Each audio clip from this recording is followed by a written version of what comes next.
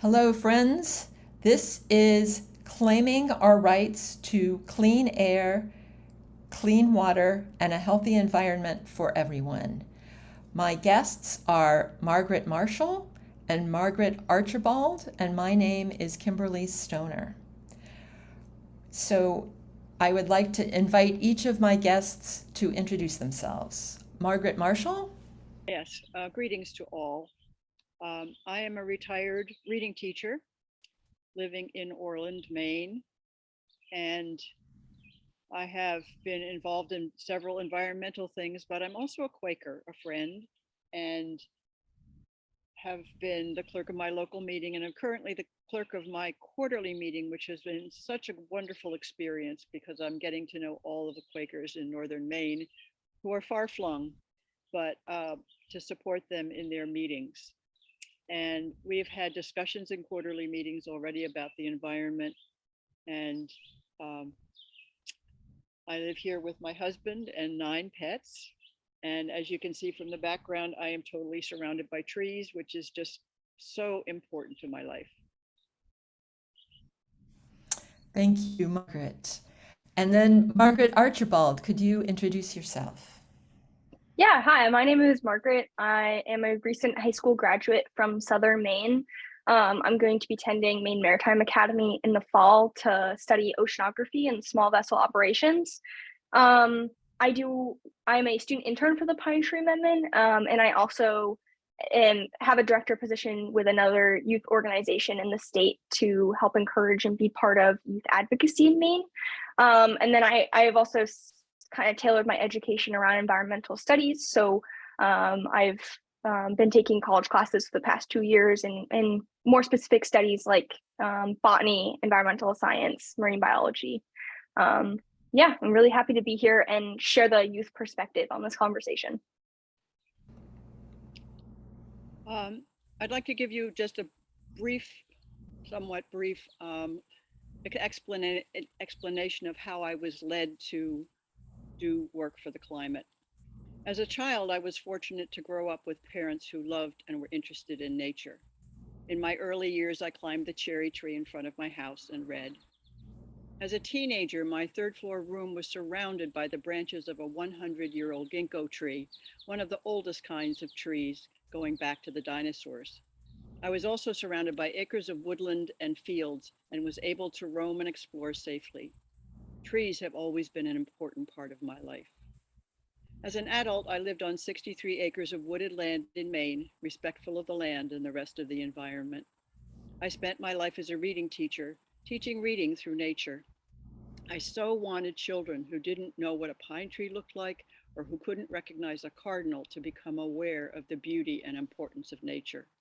My students even wrote to President Bush about the rainforest and to President Clinton about how whale hunting was decimating these incredible creatures, which are so critical to the health of the ocean and the whole ecosystem. I now live in coastal Maine, surrounded by trees and overlooking a river. Educating others about global warming and encouraging them to take action in their own lives was a focus for me for a while. As the situation worsened and governments and corporations were slow to take action to stop the warming before it becomes too late, I was led to look at the political side of this issue. This led me to work for the Pine Tree Amendment to the Maine Constitution. Thank you, Margaret Marshall. And so, Margaret Archibald, what led you to get involved in working on the Pine Tree Amendment? Yeah, so I was born and raised in Southern Maine. Growing up in Maine, your education is surrounded by and incorporated with nature. So your field trips, you're going out to the woods, you're going to the beach, and you're learning about it. And it's always been woven into kind of the Maine public education, and that really just instilled a deep understanding and compassion for nature. And then a big aspect of Maine and Maine intergenerational relationships are activities you do outdoors together. So I was raised skiing and hiking and later scuba diving. And I mean, there was this great adventure and all these memories that I was able to have. And I wanted my younger siblings and future generations to have the same opportunity to experience that I had. And it was really just, I wanted to protect this so that other people could have those same fond memories that I did. So as I became kind of a later student, so high school and then continuing my education in Maine, it was really important to me to take a role and do as much as I possibly could to protect the Maine that was so important to me growing up. Thank you. Thank you, Margaret. So could you, Margaret Marshall, please explain what the Pine Tree Amendment would say and why it is important to have an amendment to the state constitution rather than a law? Yes. The wording of the proposed Pine Tree Amendment is that the people of the state have a right to a clean and healthy environment and the preservation of the natural, cultural, and healthful qualities of the environment. The state may not infringe upon these rights. The state shall conserve, protect, and maintain the state's natural resources, including but not limited to its air, water, land, and ecosystems for the benefit of all the people, including generations yet to come. Why do we need an amendment when there's already a Clean Air Act, a Clean Water Act, and other laws to protect the environment? A law is voted on by the legislature and can be revoked or changed by succeeding legislatures. It has also been documented that many times corporations are able to get around laws in various ways. An amendment to the Constitution goes through a strict procedure of several votes in the legislature and then a referendum of the people. It cannot be changed by a succeeding legislature without going through the process again, and it cannot be affected by corporations. If a project is found to be harmful to the environment, the state is responsible for stopping the harm based on the Constitution, not on a law. Pennsylvania, Montana, and New York already have environmental rights amendments to their constitutions, and 13 other states are working to get one passed. So can you give an example of where a green amendment has already made a difference? I'd be happy to. As I said, Montana is one of the 3 states that already has a green amendment. And in Montana, a company wanted to dig an open pit gold mine at the headwaters of the Blackfoot River, removing an entire mountain. And besides destroying the local environment and homes of the animals, the process used cyanide to leach out the gold. The polluted water would leach into the Blackfoot River and on into the drinking wells of the local people. It would even flow into Yellowstone National Park. The process would also drastically affect the water table of the area. The community took action, and 2 nonprofit organizations used Montana's Declarations of Rights in the Constitution, which reads, "The state and each person will maintain and improve a healthy and clean environment in Montana for present and future generations." The state Supreme Court ruled in favor of the environment and rescinded the right of the company to irrevocably degrade the watershed. So the state was able to do what citizens often cannot do because it was in the Constitution. Thank you. And Margaret Archibald, so how would you suggest that young people who are interested in having rights to clean air, clean water, and a healthy environment could get involved in this movement towards a green amendment or a pine tree amendment in Maine?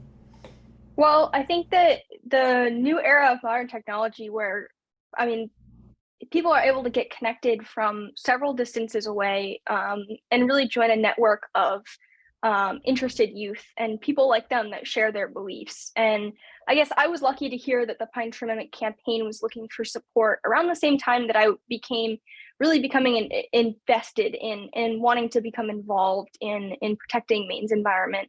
And I actually found about the opportunity to support the Pine Tree Amendment from their online sources, so their social media pages. So I really encourage youth to look online. You can search for environmental clubs and environmental groups on social media.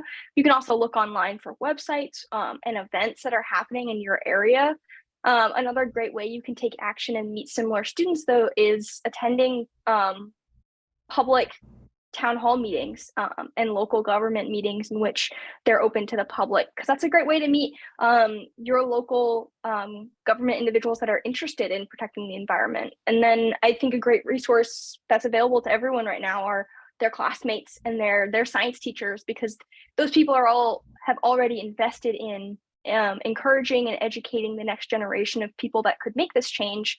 And that's a resource that's really readily available. And the Pine Tree Amendment campaign has really focused on inviting and collaborating with a variety of generations and a variety of groups to make sure that this is a diverse project that hears and uplifts all voices and experiences. And that wouldn't have been possible without social media. So I think if people look online, it's a great way to connect with what people in states that have already passed these amendments have done, and then also find that community within their own states that are already working on these kinds of projects. I think it's a great way to get people's attention and really advocate and show the number of people that want this to be the future. Because I mean, a big part of this movement is made up of students that can't vote yet. Like, this is their future and they're inheriting it, but they can't take the traditional steps of voting in favor or saying, I vote, so you need to listen to me.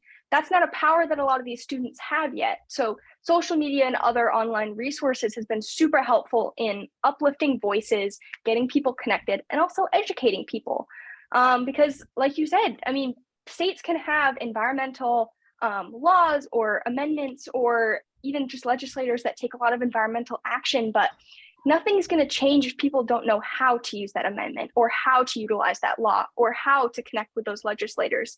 And a lot of groups, especially in Maine, that's how I got connected, are creating educational materials for people to use online. And those are resources that are available to pretty much everyone. And so that people that already have these experiences are then passing the knowledge and their experiences on to more people that want to get engaged. And it's really become quite a powerful movement that's really connected and advocated for the variety of experiences that everyone has. So you can meet people across the state that have a very different experience, but in collaboration, those experiences can be very powerful and very moving, especially on that state level, because legislators love to hear from their constituents, and hearing these personal experiences and hearing why this is important and advocating for yourself, which can be uplifted online, is really crucial to making sure these things pass and then get instilled in how people go about interacting with corporations and land and stuff. So, Margaret, Archibald, can you tell me where the situation is with the Pine Tree Amendment in Maine, and what steps are going to be taken moving forward, and what you're going to do as in the months and maybe years ahead in order to get the Pine Tree Amendment through in Maine? Yeah, so the Pine Tree Amendment went through its first session, ending this past April. Unfortunately, we didn't get enough votes in the House. We had all the votes we needed secured in the Senate, but we fell short a little bit in the House, which means we're going to bring it up again the next session. Environmental amendments typically take several sessions, up to a decade to propose or to actually pass in the legislature, and falling short of just a few votes is a massive success for our first time round. So we're very hopeful moving forward. We're going to find a new legislature to propose it to the legislature and then support it throughout the session. And it'll pass through again the House in the upcoming November to March session. And we really connected with Maine constituents this past session, and we're going to further our direction in this upcoming campaign towards legislators while also maintaining the constituent support that we have right now. We really got the attention of legislators this past session, and we're hoping to maintain that momentum and come back even stronger and make sure that the education portion is happening and that legislators can't ignore that this amendment is going through. So we're really excited to continue engaging Mainers and keep the process moving. We're happy to have both of you here. Thank you so much. And Margaret Marshall, you have a quote that you would like to read from another student. I'd like to end with a quote from Anna Siegel, a Maine high school student. She said, "We are the now. The climate crisis won't be about future generations. It's not just about our grandkids, it's about us." And that really hit home to me. I can't let this go, and the world is just too precious. Thank you.